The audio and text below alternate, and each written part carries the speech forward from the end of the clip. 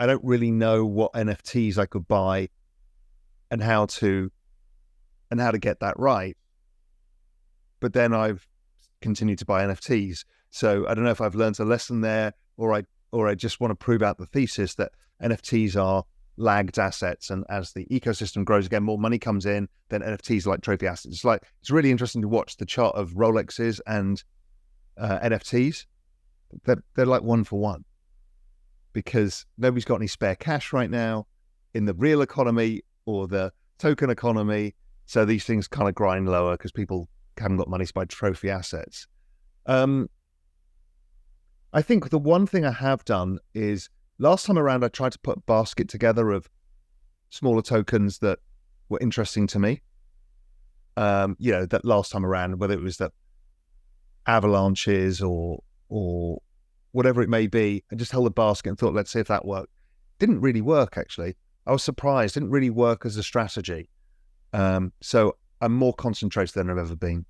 And I'm quite comfortable with that. Just saying, listen, I'm going to stick with what I know. Now, there might be something that I find that I really want to go, but I'm not going to FOMO into this stuff. I mean, I didn't do a lot in any of this stuff, so it wasn't very costly, but it distracts you.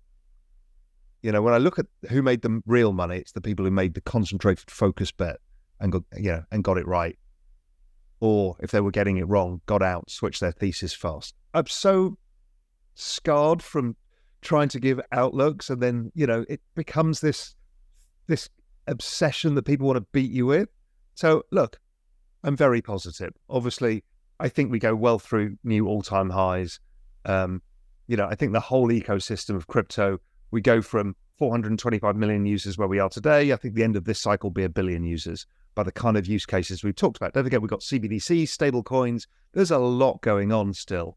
So, if the entire space is going to grow 2.5x in number of users, well, market cap of the entire space is 5 or 10x. So, you can figure it out from where that is. So, yeah, look, I'm just very positive. And then let's see how people value layer twos in this.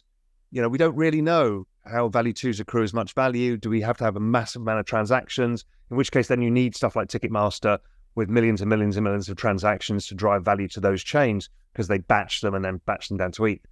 So look, it's super fascinating, but yeah, I don't see anything different this cycle than we've seen in other cycles for any particular reason.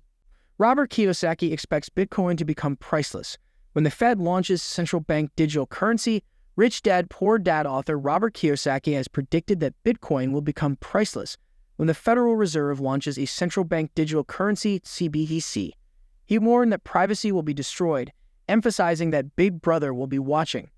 The famous author urged investors to start accumulating Bitcoin now before it's too late. U.S. Securities and Exchange Commission, SEC, Chairman Gary Gensler has explained why the securities regulator is taking a litigation-heavy strategy to regulate the crypto industry. The SEC chair insisted that enforcement actions against crypto firms are not brought with a political agenda, emphasizing that he is protecting the American public. This is a field where the American public is at risk and being harmed every day on these platforms that are commingling and often trading against their customers, he cautioned. The U.S. Securities and Exchange Commission's former head of Internet enforcement says former U.S. President Donald Trump's anti-crypto stance may change dramatically. He further predicted that if a Republican is elected U.S. president, a Republican-appointed SEC chair would, at a minimum, approve a Bitcoin exchange-traded fund, ETF, and may even slow down considerably SEC crypto-related enforcement efforts. Bitcoin experienced a significant bearish trend in September, only to rebound slightly to $27,000 as the month ended. Yet, October promises increased excitement with several major events on the edge, including the SEC's verdict on Grayscale and multiple spot ETF launches. Consequently, we might see intense price fluctuations for BTC, potentially tilting in favor of the buyers. Bitcoin has climbed by 0.44% in the past 24 hours to trade at $27,048.64. Compared to last week, it is up by 1.8%. The second most popular token, Ethereum, has risen 0.3% compared to yesterday and is currently trading at $1,675.35. It is up by 5.19% from last week. They have market capitalizations of $527.39 billion and $201.42 billion, respectively. Let's continue our discussion with Raoul Pal. When you're going down such small use cases, when you start to tell a normal person, well, you need to set up a MetaMask to get ETH and then bridge it into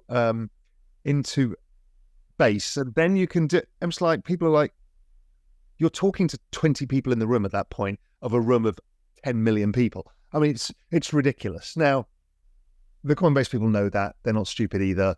They're letting the community figure it out, test out an application layer like Friends, other stuff. So it's good.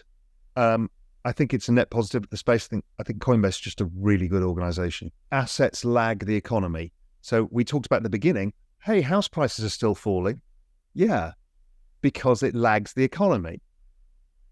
Secondhand car prices falling. Yeah, because it lags the economy. Rolex watches falling. Yes, because it lags the economy. NFTs falling. Yes, because it lags the economy. So you're at this point where it gets very interesting, where, a punk is likely to do very well from around these levels, or maybe Bored Ape's got more risk in it. I think of a punk like Bitcoin and Bored Ape more like Ethereum because it's expected to build some sort of network effects on it. The fine art stuff, that barely went down. It went down a bit, but, the buyers all came in. So you could see that there was a real demand for the art side of the equation. So, to be honest, I'm probably making the same mistake that I did in the crypto market last time around because I got a reasonably broad basket of stuff that I'm interested in. Will I get that right, or have I made the wrong decision in doing that? I don't really know, because I'm not much of a trader, so I'm a buy and holder, and maybe NFTs are more about trading, except the more trophy assets that, as soon as people start making capital gains in crypto, they all want to buy a punk, or they all want to buy a Fidenza, or they all want to buy an X copy. We're all the same, right? We want to flex. We're humans. For sure. I want to be a member of the club.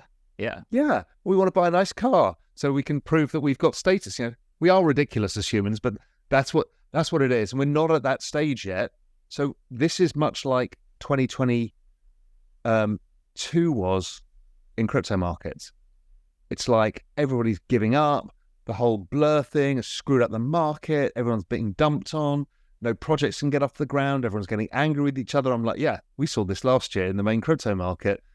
And these are the signals you should be looking for to find entry into stuff. I'm a punk holder, an ape holder, a bunch of art NFTs, an MFA. What else have I got? Rex Guy, that's behind me there you go. There's the Rex Guy. Nice. So that's my token frame, so it keeps rotating. So I've got a whole bunch of NFTs, from fine art and photography to AI stuff to culture like Rex Guy.